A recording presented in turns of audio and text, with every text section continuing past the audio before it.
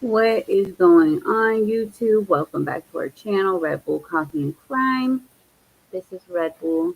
Um, I hope everybody is having a great morning, afternoon, night, wherever you are. I'm telling you, it feels so great waking up at a specific time every morning, like earlier than everybody. My time has been 4 to 4:30, and I get breakfast, I get lunches ready, um, just get everything prepared for the day, and I just get to sit here and like just think, you know. It's just I don't know. I love waking up early, and I'm going to try to make this a daily thing. I hope I keep up with it. I'm really not a morning person, but we will see. I just want to come on here, go over this case, maybe a couple others, and just drink some coffee with whoever is up. So, as I was scrolling through some things, as always, I found that a doctor is charged with attempted murder after driving his Tesla off a cliff with wife and two kids inside. Come on, kitty, kitty, kitty. Where is- Oh, come here. So, the driver of a Tesla that fell 250 feet over an infamous California cliff on January 2nd with his family inside the vehicle has been charged with attempted murder.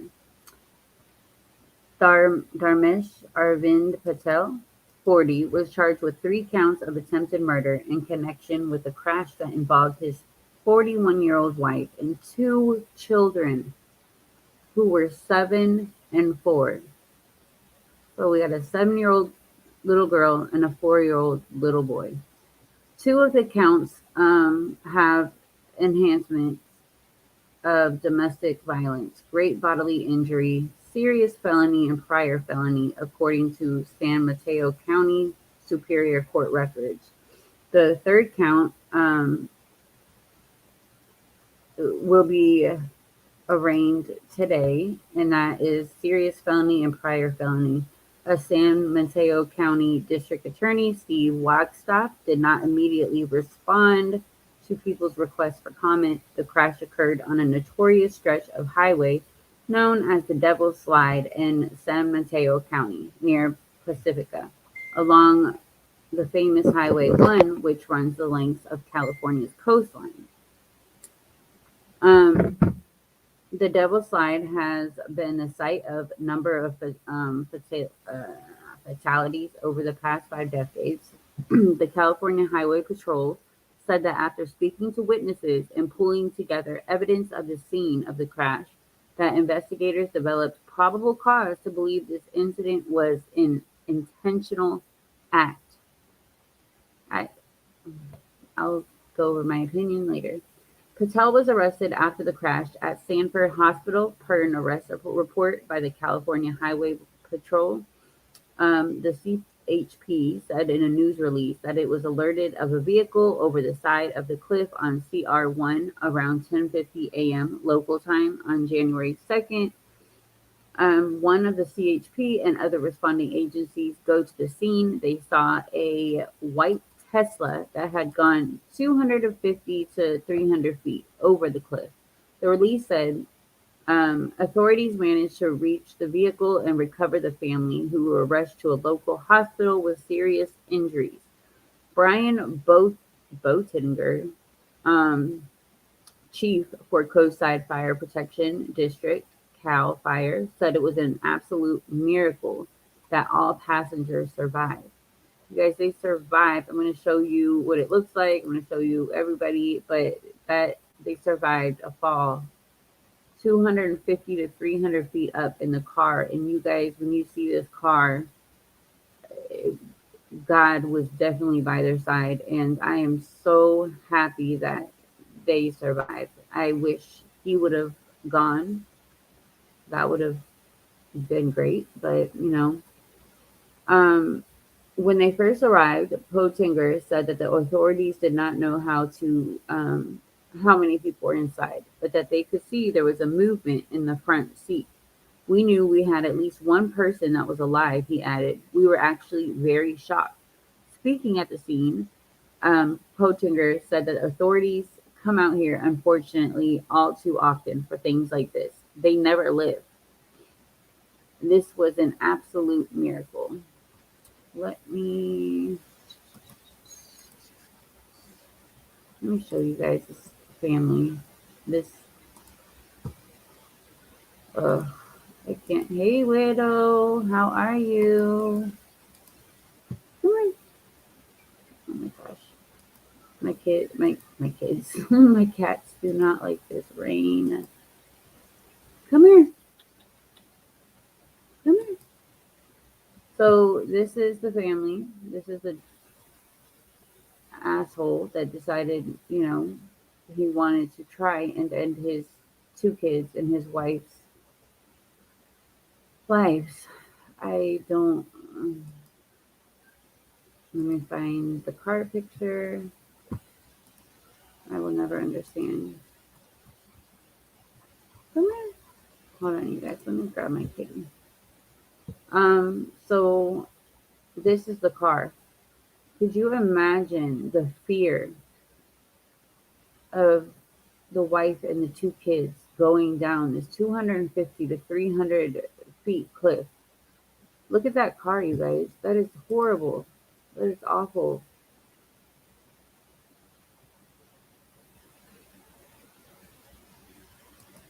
Mm-hmm. Hold on. And the fact that that happens all the time on this cliff is ridiculous. You would think that they would close it down. That definitely looks really dangerous. I'm gonna pull up a photo of it. So, hold on. Including 2 children, are in critical condition after a Tesla they were in fell 250 feet over a cliff known as the Devil's Slide in California. On Monday, a fire official shared a video from the CAL FIRE San Mateo Santa Cruz unit's Twitter profile, letting local drivers know that a car went over the cliff and there will be delays in the area. At this point, what we've got is 4 critical patients. We got a Tesla over the side, about 250 feet. It's just sad. It is really sad. I know that the wife. Hold on.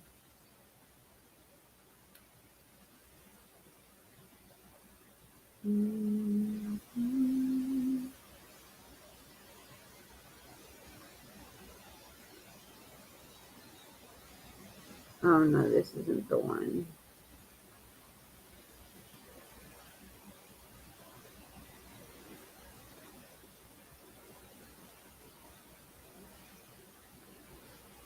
Okay. I was looking for the updated one.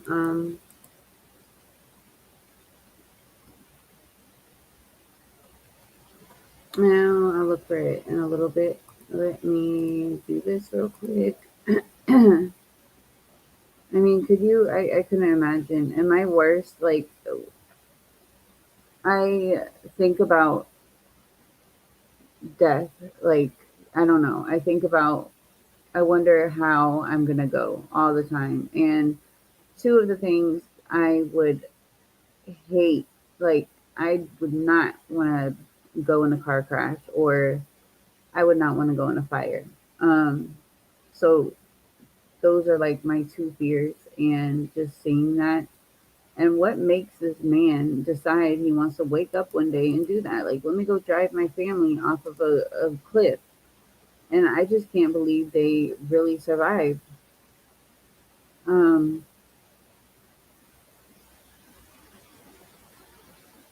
so the wife was actually well enough to talk, and she told them, like, he intentionally tried to kill us. Oh, wow. So when the paramedics got there, oh, yeah, he was a radiologist.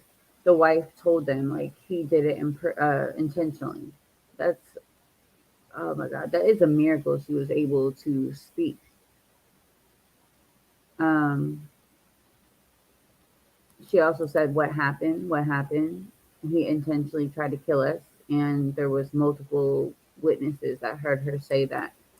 Um, Nia, who is still hospitalized, didn't get into detail. She was then quickly rendered medical aid, and that was a statement from her.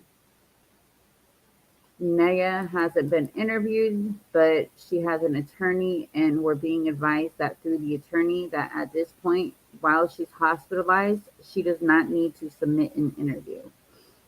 Wagstaff says one of the couple's children was hospitalized with injuries after the crash. The other child sustained bumps and bruises, but no injuries.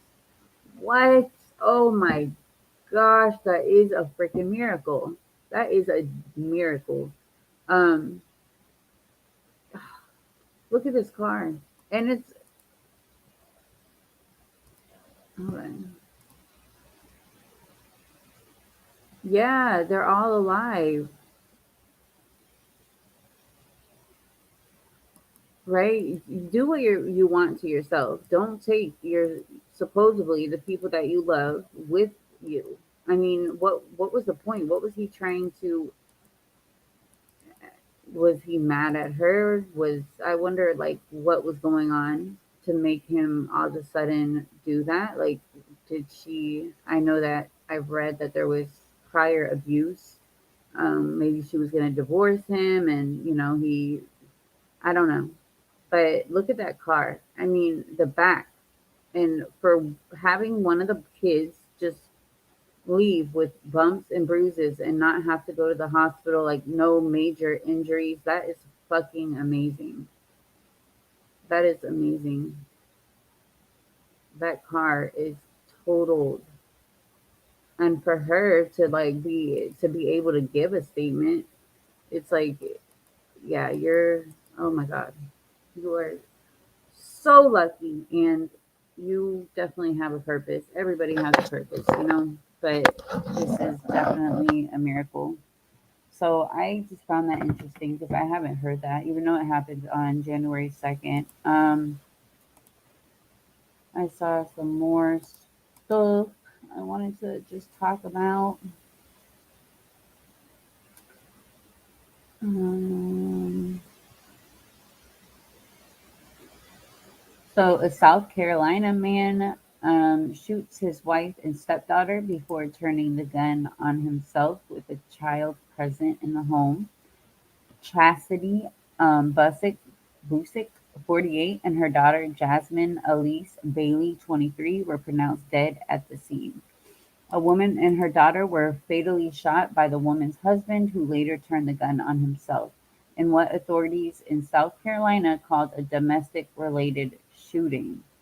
William Peter Busick, 55, killed his wife, 48-year-old Chastity Lynn, and his stepdaughter, 23-year-old Jasmine Elise Bailey, in front of a child in a Red Bank home around 12:30 p.m. on January 29th.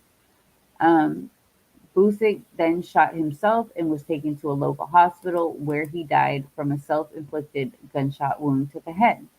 A minor was at the home at the time of the incident but was unharmed.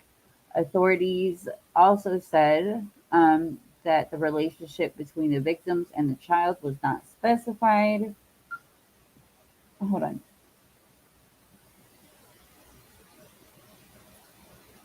There is a. Hold on, you guys. I'm sorry.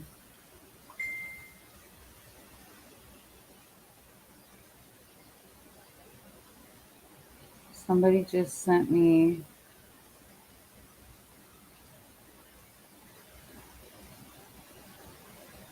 Somebody just sent. Hold on.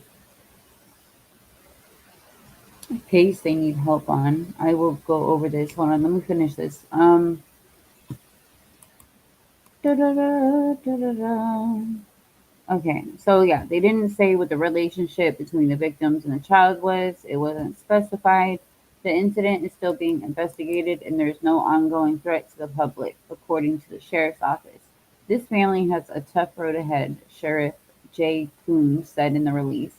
We're still talking to family and neighbors in an effort to gather all the information.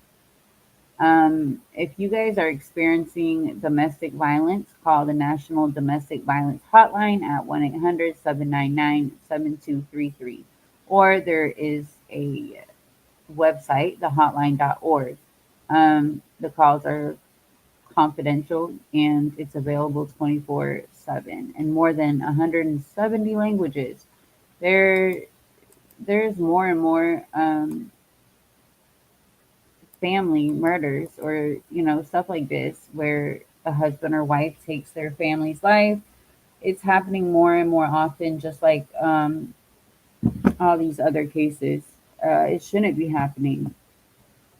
I don't know what makes these people wake up. One time, okay, I used to live in this house, and this was when I was living in Georgia. So the people across from our neighborhood, they their kids went to school with my kids, and they used to ride the bus together. It would stop outside of their house and then stop outside of our neighborhood. But one day, the kids got off the bus.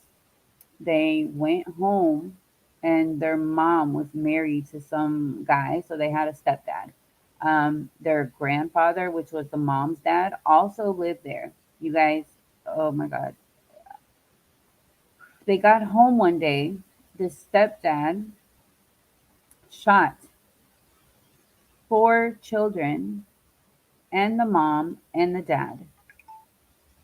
Um, they all did not survive. Well, the grandfather survived, but the kids or the mom did not survive. It was so freaking sad. I mean, my kids were so sad as well. They went to school with them, they knew them, they played with them outside of school. What is this? Free Lawrence Payne petition is for the freedom of Lawrence Payne into every broken one-sided system, which is most. Lawrence writes, I've been in prison for 17 years from the Ware Day, and I turned myself in. And what you will read and see is the rawest inside look at the 17 years of pure cruelty, including the fact that what happened to me was no accident and while my rights were repeatedly violated. I'm in a state it has the highest incarceration of men of color. I have 2 life terms. I got one hung jury, and the state's witnesses did things which could incriminate anyone, including witness tampering, in a manner which in prison time would be the only option. But worse is not even the fact that these detectives has done this multiple times, and it's on record, by which clearly leads all cases and questions of many in wrong conviction. Instead, they are roaming around free while many are innocent like me, die every day here only to find peace and sleep. So I'm asking for the help to change it all and prove my innocence. I can keep this from happening from power of people like yourself who will help.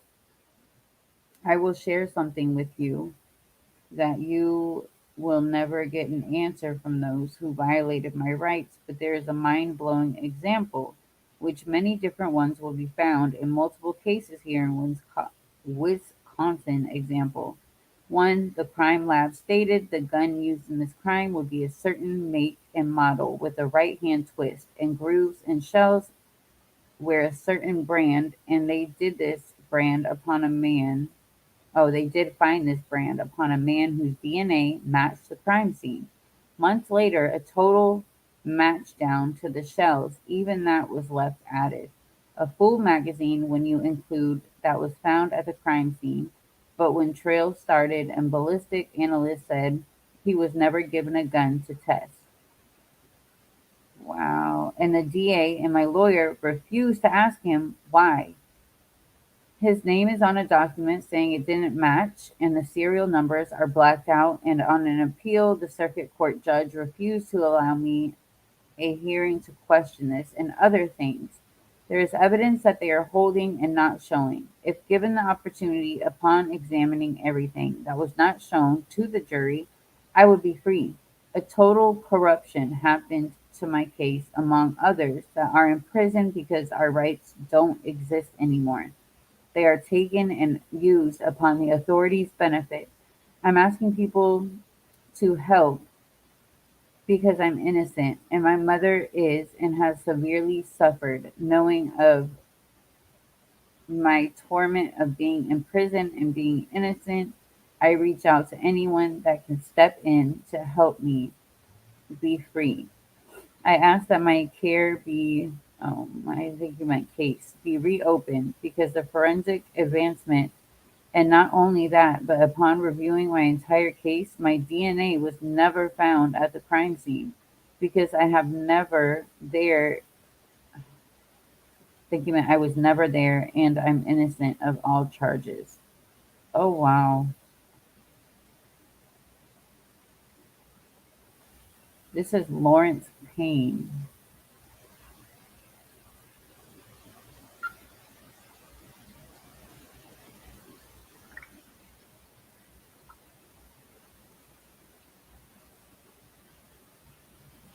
Oh, wow. You guys, I'm going to actually get off of here because I want to write this person back. You know that we are very on our channel, like we talk a lot about corruption and people that are wrongly convicted. It's really sad and disgusting. So I am going to call this family and hold on.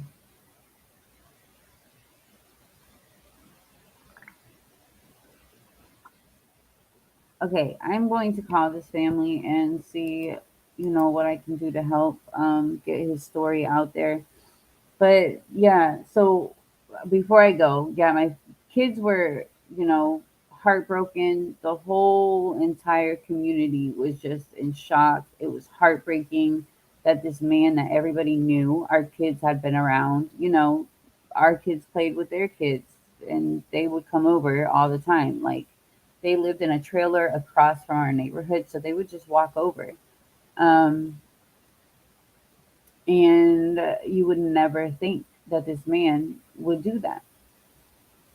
So the dad survived, the grandpa survived. The stepdad tried to kill himself as well, but he survived. The house is still sitting. Like when, hold on, let me pull it up.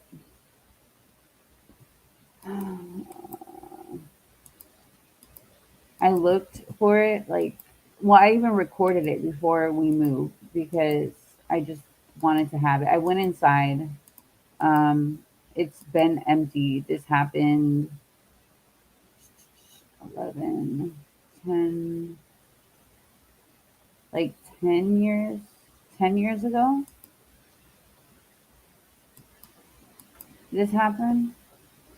So before we left back to Cali, I recorded it. And let me see if I can find it. It's so heartbreaking. Like you walk in there, there's still like the grandfather. He doesn't want to take it down. Um, and you go in there and there's still stuff left, but it's like the ground has been dug up, so it's all dirt when you walk in. It's really sad. I might actually do a video on it, so I'll pull that recording up later. So yeah, this violence, if you guys are ever in a situation where you are being physically, mentally abused by your significant other, please don't ever think that this can't happen to you because it can. These women probably all think the same thing. I mean, this man was some kind of doctor and somebody that you would never suspect to do that. Um, hold on. What are you doing, cutie?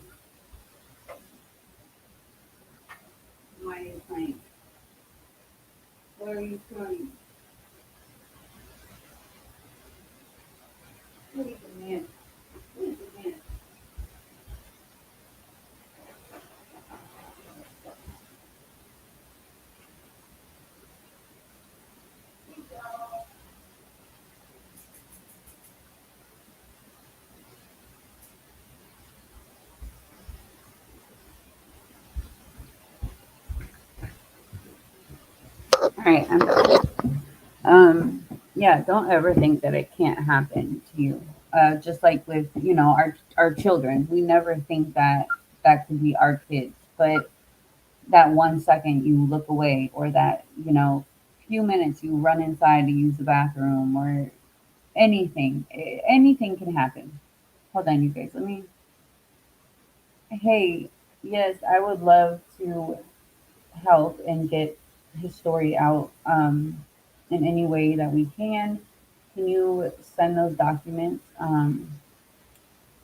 and provide more information, or any information that you do have? Um, Charges, what happened, what was the situation? That would be amazing. You guys, it is what, 5 o'clock. I'm so tired. I have not had coffee. Um, Yeah, it happens all the time. Like, I used to be the person where, before I started this, where I was just like, no, I was like, that can never happen. But you never know. You never know what can happen. Um, Let me see what else.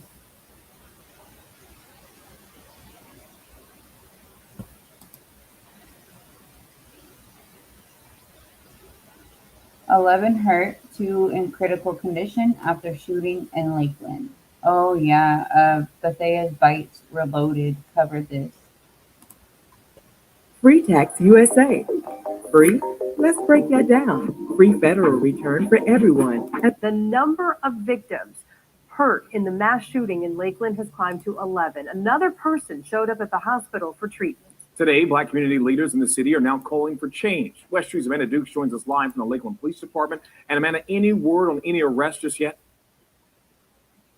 Well, Lakeland police tell us they do have some very solid leads on at least 2 of the suspects in the shooting, but no arrests yet. Meantime, the majority of the shooting victims got out of the hospital today, and there is some concern tonight of victims seeking retaliation. Doorbell camera video captures rapid-fire gunshots Lakeland police say came from all 4 windows of a slow, dark blue Nissan.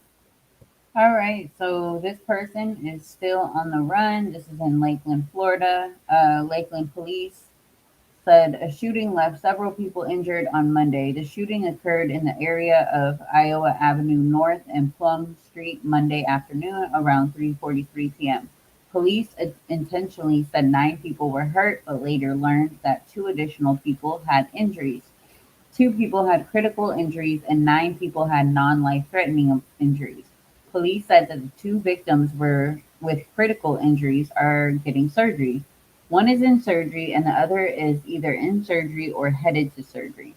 4 suspects in a dark blue 4-door Nissan with tinted windows and a temporary license plate are believed to have been involved in the shooting. The vehicle slowed, it did not stop, and the 4 windows went down. It appears it was occupied by 4 shooters in the vehicle, and they started firing from all 4 windows of the vehicle and shooting males on both sides of the street. We have reason to believe that this was a targeted event, that it was not a random act. We did locate a quantity of marijuana at the scene, which would indicate that obviously there was some narcotic sales or sales with marijuana going on at the time. And whether that is significant or related to this, it's unknown, Taylor said. This is something that doesn't happen in Lakeland. I've been here 34 years, and I can tell you I have never worked an event where this many people have been shot at one time, ever. When stuff like this happens, it just kind of hits home with me a little bit that maybe we're not a small town anymore. Nowhere is a small town. You're not safe anywhere you go anymore. You don't, you're not safe anywhere. And that actually, hold on.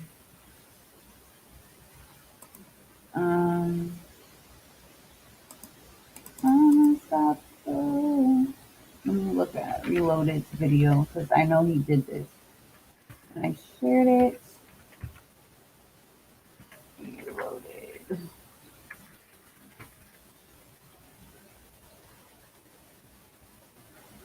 Too much crime going on, you guys. So much crime. My head cannot handle it. Oh my god, my heart like breaks more and more every day. All right. Happens, it just kind of hits. From your home for news, opinions, debates, your voice, and justice served. This is a special report from Matthias Bite Reloaded. If you guys are not subscribed to,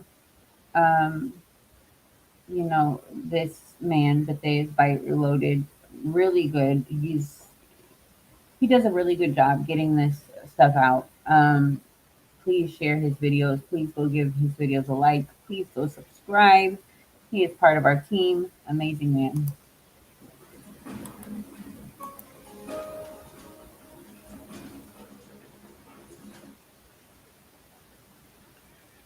Good evening, ladies and gentlemen. This is Ernest Bethea, the last outlaw.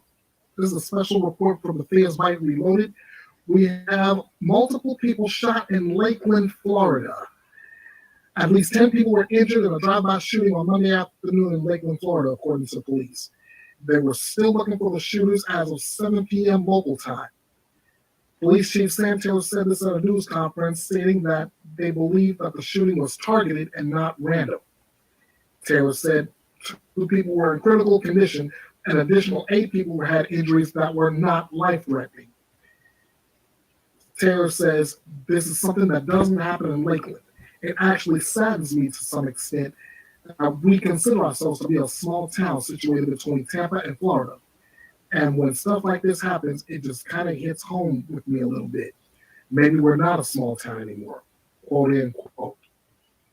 Taylor said the shooting happened between about 3:45 in the afternoon, and that gunfire came from all 4 windows of a slow-moving Nissan. This is a developing story, and there will be updates when I get them. You will. Again, multiple people were shot in Lakeland, Florida. 2 are critically injured. The other 8 have injuries that are not life-threatening. I will have more on this as soon as I get more information. Until then, this is Ernest Bethea, the last outlaw. Bethea's Bite Reloaded, your home for news, opinions, debates, your voice, and justice served. Again, when I get more details, I will bring them to you. Have a good evening. For updates on this story and more, follow Bethea's Bite Reloaded.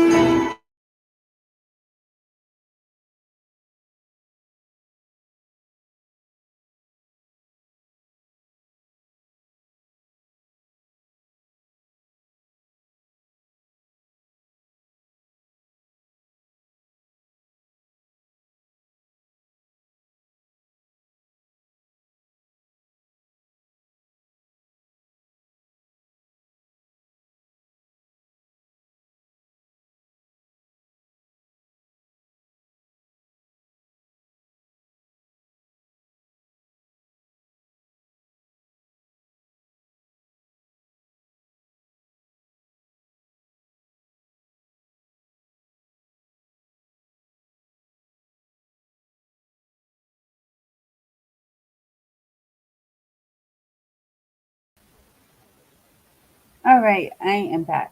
My cats love attacking my computer and disconnecting the wires. Oh my god. Okay, so yeah, that is definitely. Oh my god. There is so much. Okay, that is definitely really sad. Nowhere is safe anymore. It seems like everybody says this doesn't happen in our area, this is unusual. It's these days, unfortunately, it can happen anywhere. Um, I will keep you guys updated on that as well as Bethea's Reloaded. Um, please go subscribe to his channel. He does an amazing job. I just found another.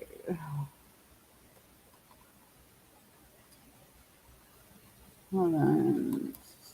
A man is accused of murdering his wife's lover with his son after they found him hiding in a wardrobe at home. Matthew Rodwell, 39, was said to be terrified about being found by Wayne, 49, and Riley Peckham, 23.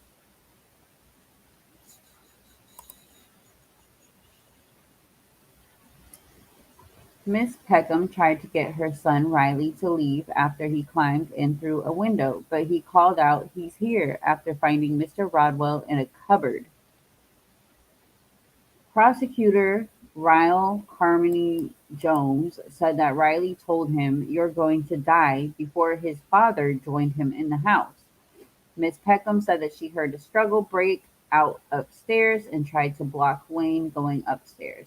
The jury was told, but the court heard Wayne barge past and tussle broke out before Mr. Rodwell and Miss Peckham both fell down the stairs. Wayne then began kicking and stomping, punching Mr. Rodwell to his face and body. Miss Peckham was also struck as she tried to prevent the attack by placing her body on top of Mr. Rodwell, the injury was told.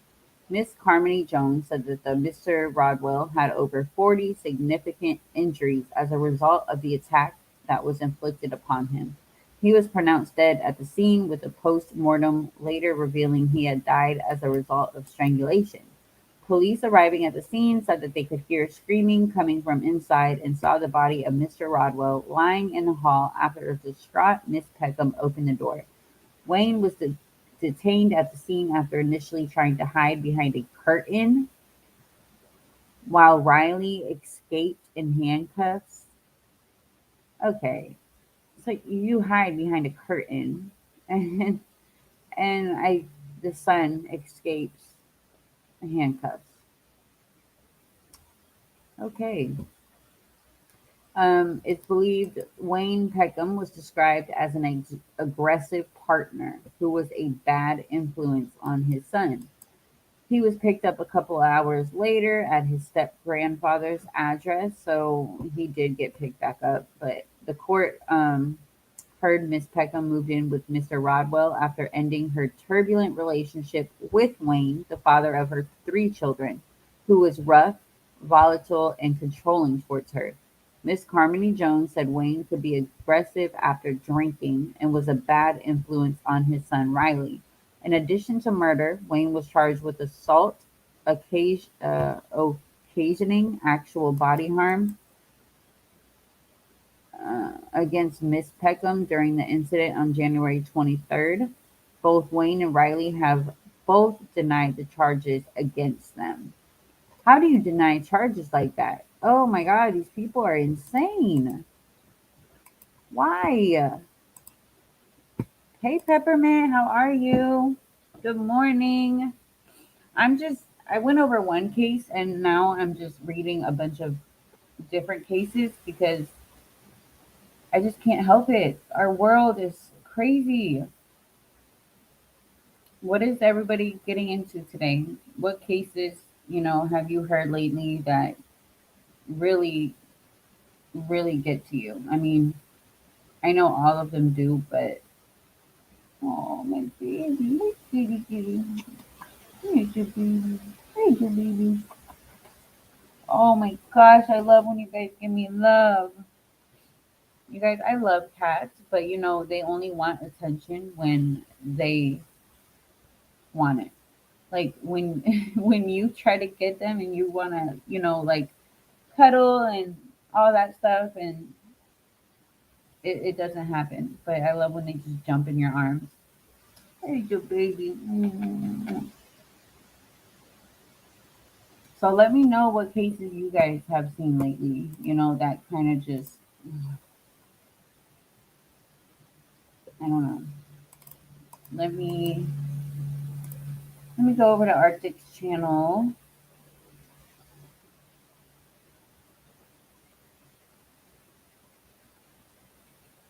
Real quick. You guys, please go subscribe to Arctic Fox True Crime if you have not. This man is just, I don't know. He's amazing. Amazing. I mean, look at all this. Look at all of this. In one day, this was just yesterday, and I sent him over, was it two? I sent him over a flyer I made yesterday, and then I sent him a certain case, and he just did it. Like uploaded the flyers, made the videos, and within like 5 minutes, you know, definitely deserves just for everything he does, like not being monetized, not getting money for any of this. Definitely deserves like, wait, where are you going? You can't leave me now. I guess okay, she was done. Um,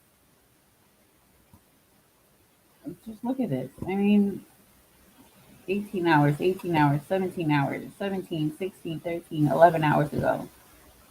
This was all in just one day, you guys. And I don't understand. Okay, 21 views, 16 views. These are so important to get out. And this is why we do what we do to try to help families. But we can't help families if we don't have, you know, our subs help. Um, you know, we get that everybody likes to see the big cases or cover the bigger cases.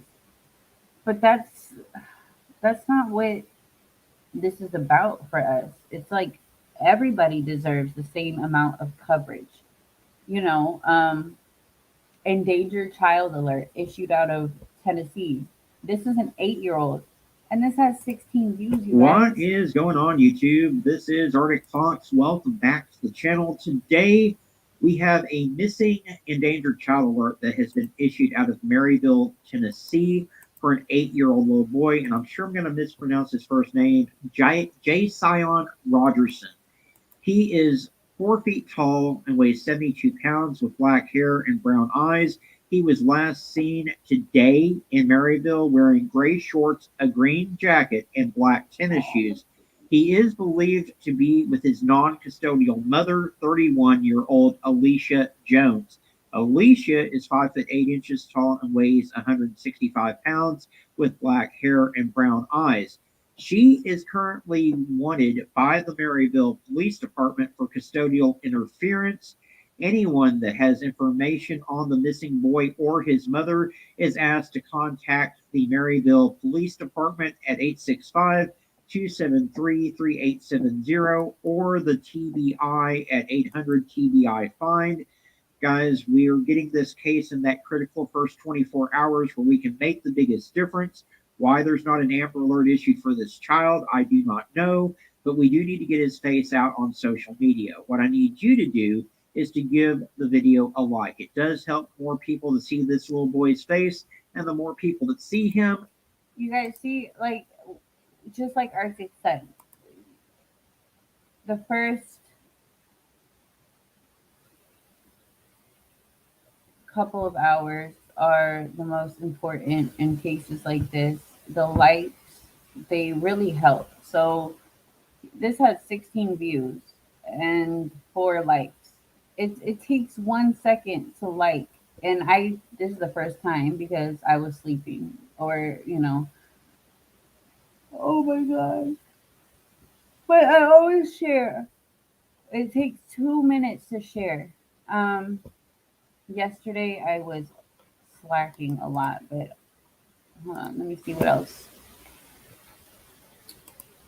What is the going one on, that I YouTube? sent. This is Arctic Fox. Welcome back to the channel.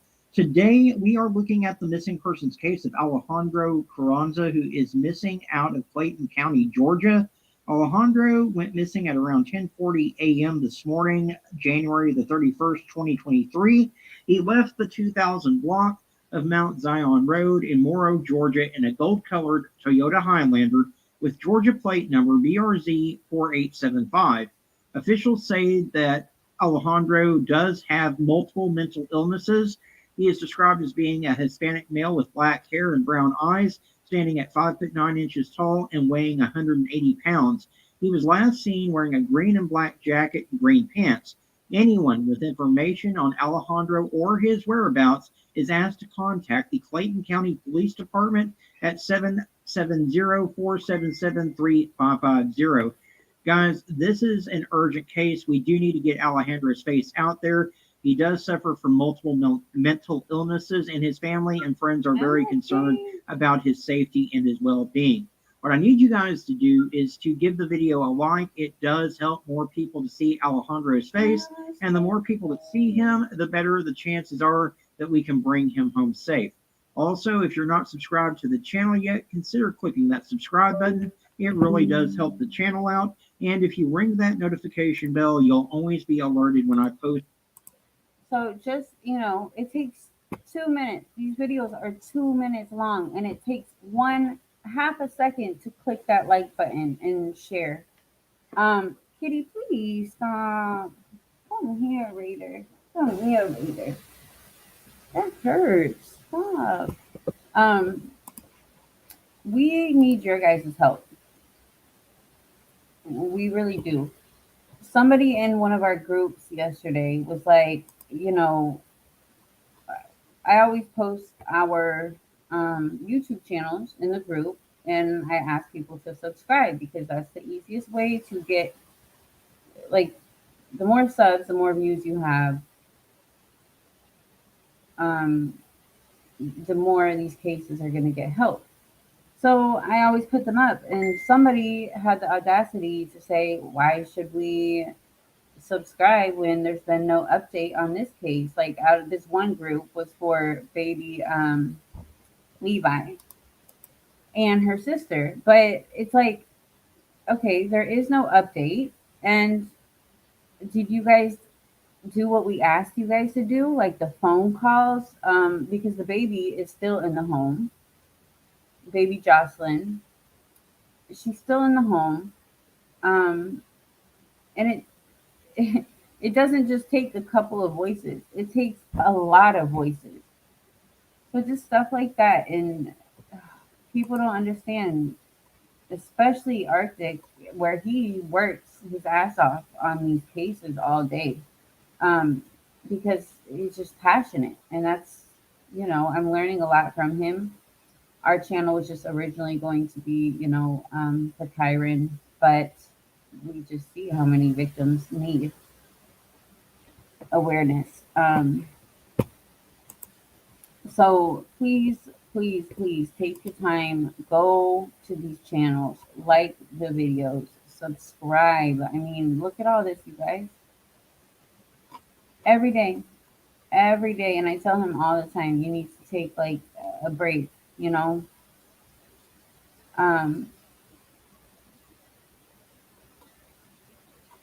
it's like 15 to 20 videos a day. And I just saw something. Hold on. Craigslist killer copycat. Oh, yeah. What is going on, YouTube? This is Arctic Fox. Welcome back to the channel. Today, I am covering a disturbing story out of Oregon where a man wanted for attempted murder may be using dating apps not only to elude police, but also to potentially lure potential victims.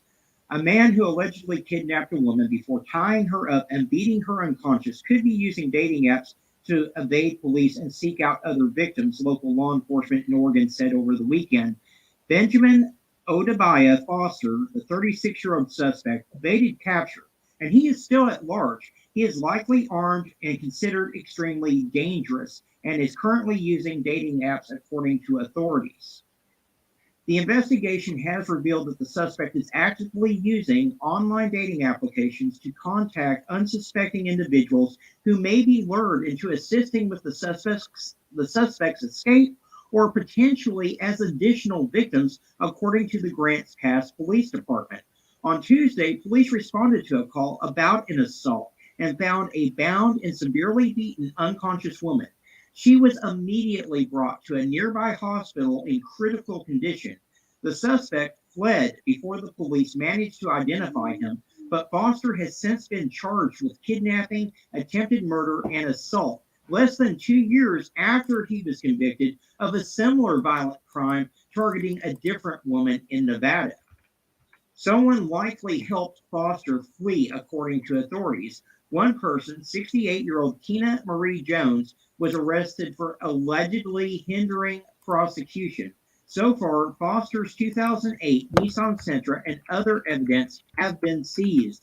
There is a $2,500 reward for anyone who has information leading to Foster's arrest and prosecution. This is a very serious offense, a brutal assault on one of the residents that the police are taking very serious, and they're not going to rest until they capture this suspect. The Grants Pass police chief said that they are laser focused on capturing this man and bringing him to justice. They would not respond to the press's request for comments, and they didn't say what dating apps that this man is using. Foster does have a documented history of alleged violence against women. In Nevada, Foster was charged with felony battery constituting domestic violence. His ex said that he attempted to strangle her back in 2017 after another man texted her. And while that case was in court, Foster was indicted with new charges: felony assault, battery, and kidnapping after allegedly attacking a different woman in 2019. The victim, who was Foster's girlfriend at the time, reportedly told police that Foster had strangled her to the point of unconsciousness several times. She said he kept her tied up for nearly 2 weeks using zip ties and duct tape, and that she was forced to eat chemical lye. According to reports, the woman was freed because the pair went on a grocery store and gas station run. She escaped while in the store. She had several injuries, including 7 broken ribs and 2 black eyes. In August of 2021, Foster pleaded guilty to 1 felony count of battery and a misdemeanor count of battery constituting domestic violence. He was sentenced to 2.5 years in prison, but that included time served while awaiting trial. The outcome left Foster with fewer than 200 days left in state custody. It's extremely troubling that this man was not kept in jail, and instead he was released and he was able to reoffend. And we've seen a number of cases like this, guys, especially given the severity of the injuries that his ex had and being forced to eat chemical dye. How was this man sentenced to such a short period of time in jail? I mean, I'm troubled by what I know already. And dating apps, as we know, can be notoriously unsafe. There are studies that suggest that 3 out of 4 people on the apps experience some form of abuse, and men try to be the aggressors while women and the LGBTQ community are most often targeted.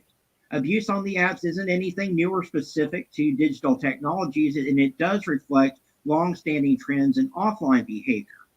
We were familiar with this because not so very long ago, we had someone using Craigslist to murder individuals. And that case blew up. We need to get this one to blow up too, because this man should have never been released, especially not in such. Definitely scary. You guys, please go take a look at all these videos. It can help somebody. You don't know who it could reach. The more likes, the more shares, it helps these victims. You guys are what makes, we just put the information out there, and you guys are what makes a difference as well. You guys, by sharing, just by interacting, it helps. So, yeah, please go check his channel out. Go share all these. Let's help bring awareness. Let's help these families bring these kids home or their loved ones, But I have to call this lady that is needing help with this guy that is, she's saying, is wrongly convicted, and I will let you guys know what's all going on with that when I find out more. I'm also recording a video If you guys remember, Timothy Pitson, he was 6 years old, last seen May 12th, 2011. His mother said that, he's in a safe place now, and crazy story. I am doing a recording on that one. I am not going live. That will be out later on today. I still cannot get the whole recording thing down. I don't understand how you do like the premiere, and I don't know. I am so new at this, so that's why I always do lives mainly. But yeah, I hope you guys join the premiere in that. I hope you guys have a great evening, great day, great morning. Please be kind to one another. It doesn't hurt to be kind. There's enough evil in our world, and it doesn't, I don't know. It doesn't do anything with walking around with so much hate in your heart for others, especially people you don't know. And there's so much other stuff to put energy into than having hate. Remember, if you see something, say something. And that includes, like in today with these cases, that includes, in relationships. If you know somebody's being abused, please say something. You could save a life. I wish I could say all this would stop and that you are safe anywhere. Like that cop said, oh, this is a little town and it doesn't matter. You could be at a McDonald's, you could be at a grocery store. Anything can happen. Don't take life for granted. Please hug your kids tight every day. Tell them that you love them. Just be a good person. Be a good person. So I'm just going to end this with that. I will see you guys later. Please join us on Checking Convictions channel for a think tank at 5 o'clock p.m. Well, that's what it says on her live, and I think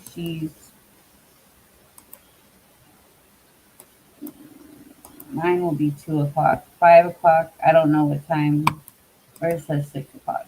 I don't know. Go check out Checking Convictions channel as well. Go subscribe, go like her videos, and go hit the notification button and join us for that think tank. I will see you guys later. I hope everybody has a wonderful day.